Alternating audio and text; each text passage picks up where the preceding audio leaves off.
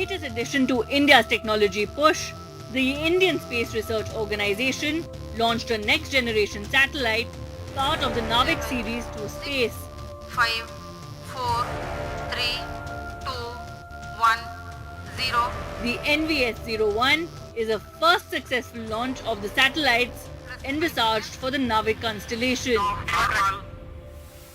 To put it simply, if you've been using Google Maps or Apple Maps to navigate from one location to another, this is called the Global Positioning System, or GPS, which is a service provided by a series of satellites in orbit maintained by the US government. NavIC is India's answer to the GPS. The launch of NavIC's second generation satellites is a fantastic step for India, because now indigenously we get here in India the positioning signal from the NavIC satellites without any dependence on any foreign satellites. How it works is simple, that devices on the ground communicate with the various NavIC satellites up in the sky, and based on the distance and time taken for the signal to reach from each satellite, they are able to triangulate and get the exact latitude and longitude information. This is not the first time India is revolutionizing an entire tech sector to meet the needs of a self-reliant developing world. The biggest success story is perhaps the Unified Payments Interface, more commonly known as UPI. UPI has transformed India's payment landscape, taking on Visa as well as MasterCard. UPI transactions are likely to reach 1 billion per day by 2026-2027, accounting for 90% of retail digital payments in the country as per a PwC India report.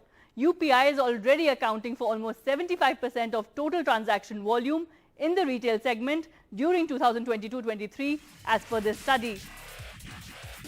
UPI, the Made in India payment system, is not just a huge success in India, but is already making waves globally too.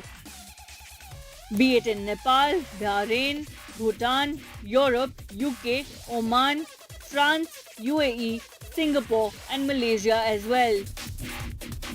In fact, India and Singapore have begun instant fund transfer, thereby enabling real-time cross-border fund transfer. This as the aim is to make the purchase of goods and services in Indian rupee rather than local currencies in the long run.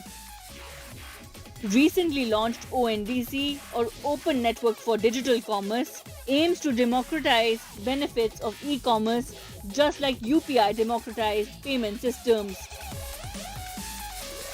The big takeaway is the world is today looking at India for not only critical technology, but also offering quick and accurate solutions to the developing world to carve its own path in an increasingly competitive world of digitalization.